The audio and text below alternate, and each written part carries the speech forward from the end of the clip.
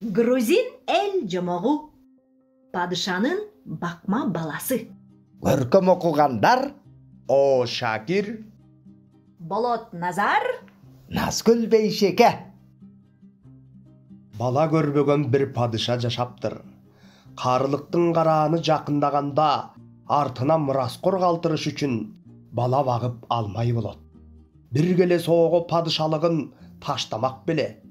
Акылдуу бала табууну вазирине тапшырат.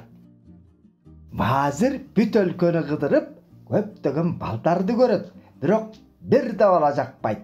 Акыры падышалыктын эң алыскы чек арасындагы кыштакты кыдырып, жолу болбой артка тартмакчы болгондо, наркы четтеги жаман тамдын алдында ойноп жүргөн кичинекей баланы көрүп, андан атасы кайда экенин сурайт.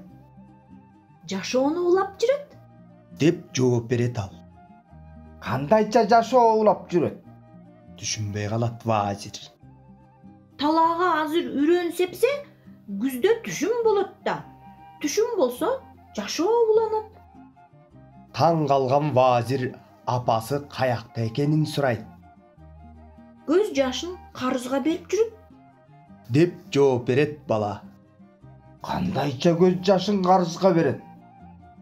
Түшүнбөгөн вазир кайрадан таң калат.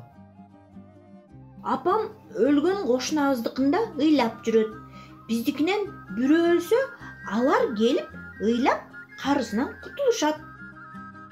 Вазирге бала жаккандыктан дагы сынап сүйлөшмөй болуп, ага шарап алып чыгууну буйрат. Барып атыңызды жүзүмгө байлап келсеңиз гана шарап берем. Дейт бала каршы болбогону менен.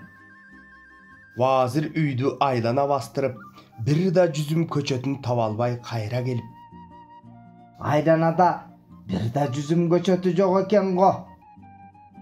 Бир дагы жүзүмүбүз жок болсо, бизде кайдан шарап болсун? Дейт ошондо бала. баланын зээндүүлүгү акылга таяп сүйлөгөнү жаккандыктан вазир Мындай бала мураскерликке татыктуу. деп аны падыша ордосуна алып кетет. Кыргызчалаган Кубанычбек Аркабаев. Достор, Рухеш ТВ каналына катталып койсоңор, алда бизге демшик берет.